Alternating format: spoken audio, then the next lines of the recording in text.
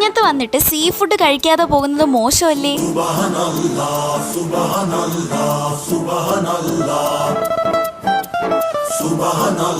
നമ്മൾ ഫാമിലി ആയിട്ടാണ് ഈ ഒരു വിഴിഞ്ഞം സീ ഫുഡ് റെസ്റ്റോറൻറ്റിൽ വന്നത്.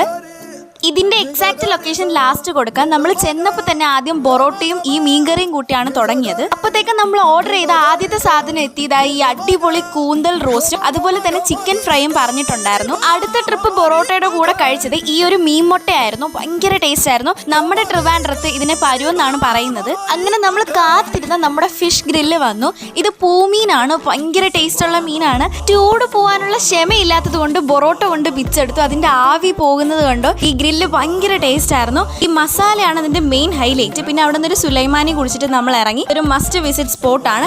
ആൻഡ് ഓൾസോ ഇതിന്റെ എക്സാക്ട് ലൊക്കേഷൻ വന്നിട്ട് വിഴിഞ്ഞം പള്ളിയുടെ നേരെ സൈഡിൽ വരുന്ന സ്ഥലമാണ്. ഈ വീഡിയോ ഒന്ന് സേവ് ചെയ്ത് വെച്ചോ. നെക്സ്റ്റ് ടൈം പോകുമ്പോൾ അഭിപ്രായം പറയാം.